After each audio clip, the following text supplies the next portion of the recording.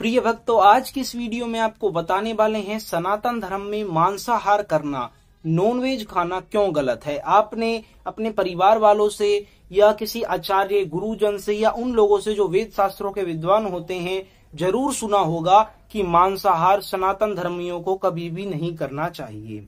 तो आखिरकार इसका क्या कारण है, क्यों हमें मांसाहार नहीं करना चाहिए, मांसाहार करना क्यों गलत है, आज की इस वीडियो में आप जानने वाले हैं। आज हम आपको यह भी बताएंगे कि मांसाहार करने से क्या होता है।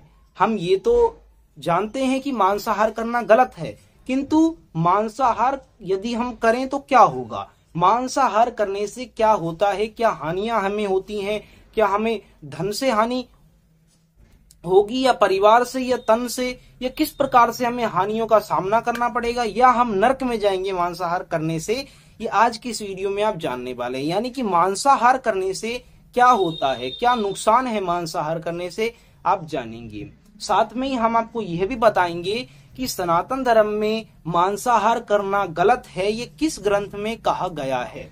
क्योंकि देखिए, वर्तमान समय में प्रमाण होना अति आवश्यक है। यदि आप किसी व्यक्ति से कहते हैं कि भैया मांसाहार मत कीजिए, तो ये छूटते ही व्यक्ति आपसे पूछेगा कि यदि मैं मांसाहार ना करूं तो क्यों ना करूं, किस ग्रंथ में कहा गया है, किस शास्त्र में कहा गया है कि मांसाहार करना गलत है। तो आपके पास प्रमाण भी होना चाहिए। यदि आपके पास प्रमाण होगा तो आप बता सकते हैं कि इस शास्त्र में मांसाहार करना गलत बताया गया है।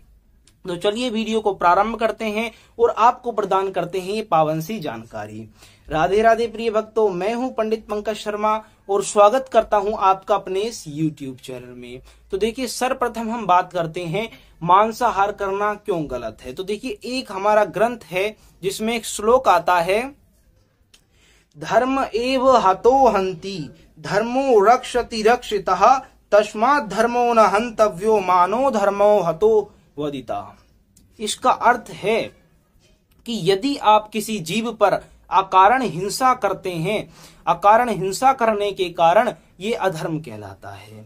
यानी कि कोई जीव है जिसका भक्षण कर रहे हैं, उस जीव ने आपका कुछ भी नहीं बिगाड़ा है, आप अकारण ही उसको परेशान कर रहे हैं, अकारण ही आप उसकी हत्या कर रहे हैं, उसका भक्षण कर रहे हैं, तो ये पूर्णतः अधर्म है। क्योंकि अकारण हिंसा करना हमारे सनातन धर्म में बहुत ही बड़ा पाप बताया गया है। और अकारण हिंसा करने के बाद भी आप जीव का भक्षण करते हैं, ये तो घोर पाप है। ये इस श्लोक में बताया गया है, ये मैं नहीं कह रहा, ये श्लोक कह रहा है कि जब आप अकारण ही किसी जीव पर हिंसा करते हैं, उसका भक्षण करते हैं, तो बहुत ही ज्यादा बड़ा पाप है।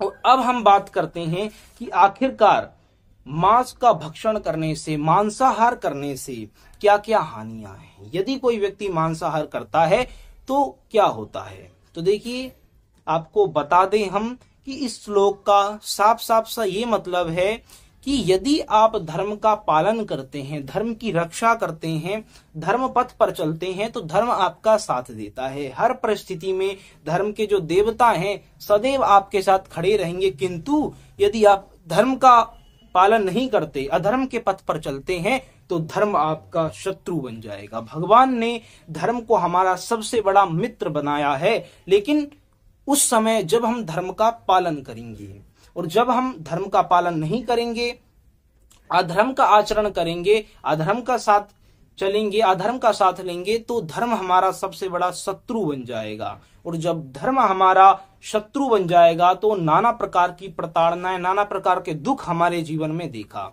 तो सबसे पहले हम बात करते हैं भौतिक दुखों की। यदि कोई व्यक्ति मांसाहार करता है तो उसे किन किन दुखों का सामना करना पड़ता है अपने भौतिक जीवन में। तो देखिए, सर्वप्रथम धर्म के जो देवता हैं, मांसाहार करने वाले जीव की जो मति होती है, बुद्धि होती है, उसे क्षीण कर देते हैं। उस व्यक्ति के अंदर सोचने समझने की जो शक्ति है, क्षमता है, वो अत्यधिक कम हो जाती है, वे व्यक्ति सोच नहीं सकता। दूसरी हानि होती है, मांसाहार करने वाला व्यक्ति कभी भी सच्चे मन से भगवान की भक्ति नहीं कर सकता है। यानी कि अपने जीवन का जो मुख्य लक्ष्य है उसका पालन नहीं कर पाएगा। मांसाहार करने वाले व्यक्ति को जो तीसरी सबसे बड़ी हानि होती है वे होती है कि उस व्यक्ति से माता लक्ष्मी रुष्ट हो जाती हैं। जो व्यक्ति मांसाहार करता है वो चाहे कितना भी परिश्रम करे, उसको उसके परिश्रम के अनुसार धन की प्राप्ति नहीं होती। वे धन के मामले में हमेशा परेशान रहेगा, दुखी रहेगा, क्योंकि मांस का भक्षण करने के कारण, मांसाहार करने के कारण माता लक्ष्मी उससे रुष्ट हो जाती हैं। ये तो हो गई भौतिक दुखों की बात। अब हम बात करते हैं परलौकिक दुखों की। जब उस व्यक्ति की मृत्यु होगी तो उसके बाद उसको किस किस प्रकार के दुखों का सामना करना पड़ेगा। तो देखिए, जब उस व्यक्ति की मृत्यु होगी तो उसके बाद वह नरक का गामी होगा, नरक में जाएगा। नरक में भी उसको नाना प्रकार की प्रताड़नाएं दी जाएंगी, उसको नाना प्रकार की प्रताड़नाओं से दुखी किया जाएगा। और इसके बाद जब वे व्यक्ति पृथ्वी पर आएगा तो उसे उन जीवों की योनियों में भेजा जाएगा जो जीव भ्रष्टा का भक्षण करते हैं, भ्रष्टा खाते हैं। ऐसे जीवों की योनियों में उस व्यक्ति को भेजा जाएगा। अब कई लोग भ्रष्टा नहीं जानते तो मैं उनको उदाहरण दे देता हूं। वह जीव जो भ्रष्टा का भक्षण करते हैं उनमें से एक जीव है सूअर, जो भ्रष्टा खाता है। इस प्रकार की योनियों में उस व्यक्ति को जाना पड़ता है जो मांसाहार करता है। अब हम बात करते हैं अपनी तीसरी और सबसे महत्वपूर्ण बात की कि इस बारे में किस ग्रंथ में कहा गया है, यानी कि सनातन धर्म में मांसाहार करना गलत है, ये किस ग्रंथ में कहा गया है। चलिए आपको बताते हैं। देखिए, महाभारत के वन पर्व में कहा गया है कि मांसाहार करना पूर्णतः गलत है। मैं आपको श्लोक सुना देता हूं जिससे कि आपको ये बात पता चल जाएगी।